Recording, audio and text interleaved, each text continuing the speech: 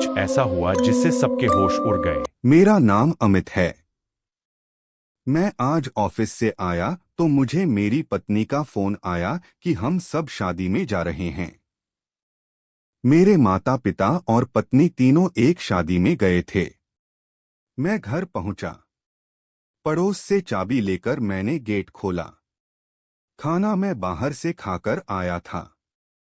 मैं कपड़े बदलकर अपने बेड पर बैठकर एक किताब पढ़ने लगा।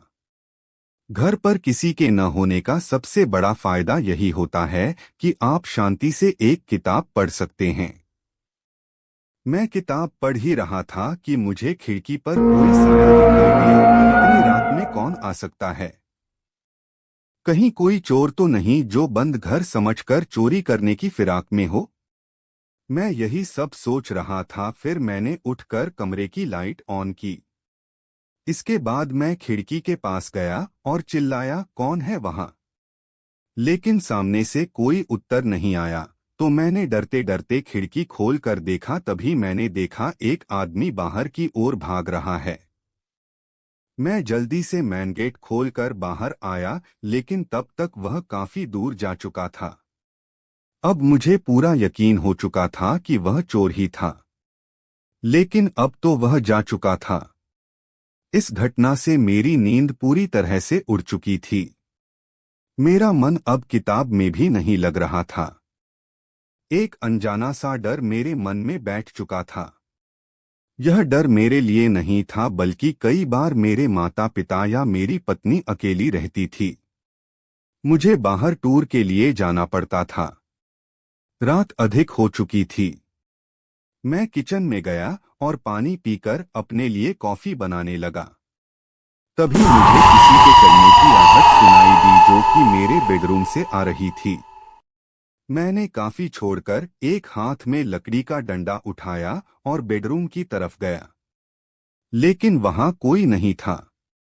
मैं पलटकर जाने लगा। तभी मैंने देखा कि जो किताब मैं पढ़ते पढ़ते उल्टी रखकर गया था, वे सीधी रखी थी और उसका पहला खाली पेज खुला था। उस पर लाल रंग से कुछ लिखा था। मैंने पास जाकर देखा तो उस पर लिखा था, मैं तुम सबको मार दूंगी।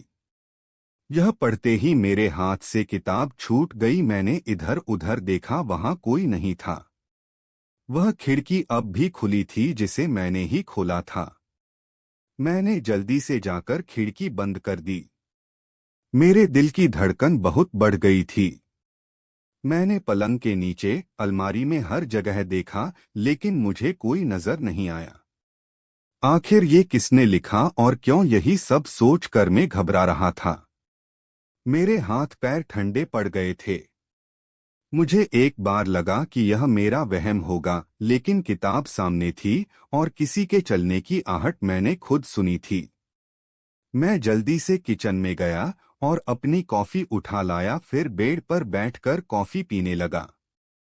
कॉफी पीते पीते मैंने किताब उठाकर उस लिखे हुए को हाथ से छूकर देखा। मेरे हाथ से कॉफी का मग छूटकर फर्श पर गिर गया।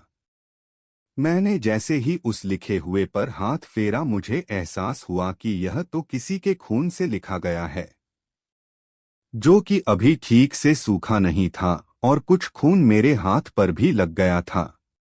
मैं जोर जोर से चिल्लाने लगा, कौन है? सामने आओ। कौन मुझे मारना चाहता है? लेकिन कोई जवाब नहीं मिला। मैं थक कर पास पड़े सोफे पर बैठ गया। मैंने सामने दीवार पर लगी घड़ी की ओर देखा, उसमें 3 बज रहे थे। मैं घबराकर इधर उधर चक्कर लगा रहा था। इसी तरह सुबह के 5 बज गए। बाहर थोड़ा दिन निकल आया। मैं बेड पर आंखें बंद किए लेटा था। तभी फोन की घंटी बजी। दूसरी ओर मेरी पत्नी थी। सुनो जी, हम निकल चुके हैं, बस 1 घंटे में घर पहुंच जाएंगे। मैंने फोन रखकर जल्दी से कॉफी का मग समेटा, फर्श को साफ किया और उस किताब को बंद करके सामने अलमारी में रख दिया। मैं किसी को कुछ बताना नहीं चाहता था। 1 घंटे बाद मेरे माता पिता और पत्नी तीनों आ गए। सभी बाहर सोफे पर बैठकर बातें करने लगे, जैसे शादी में क्या क्या हुआ, कौन कौन आया था। मैं बेमन से सबकी बातें सुन रहा था। तभी मेरी मम्मी ने मुझे टोका, क्या बात है अमित, कुछ परेशान दिख रहा है, तेरी आंखें भी लाल हो रही हैं, क्या रात को सो नहीं पाया? मैंने मुस्कुराते हुए कहा, नहीं मम्मी, ऐसी कोई बात नहीं है, मैं रात देर तक किताब पढ़ता रहा, नींद नहीं आ रही थी। मेरी पत्नी आशा ने कहा, मैं सबके लिए चाय बनाकर लाती हूं, फिर आराम कर लेना, आज तो आपकी छुट्टी है। मैंने हाँ में सिर हिलाया। आशा चाय बनाने चली गई। मेरी मम्मी अपने कमरे में जाकर बेड पर लेट गईं। मुझे मौका मिल गया पापा से बात करने का। मेरे पापा ज्ञानचंद जी बहुत समझदार इंसान थे। उन्होंने बहुत तकलीफें उठाईं लेकिन कभी हार नहीं मानी। मैं अपनी हर बात अपने पापा से शेयर करता था। आगे की स्टोरी जानने के लिए हमारे चैनल को सब्सक्राइब और बेल आइकन जरूर दबाएं, जिससे इसके पार्ट 2 का नोटिफिकेशन आपको मिल सके।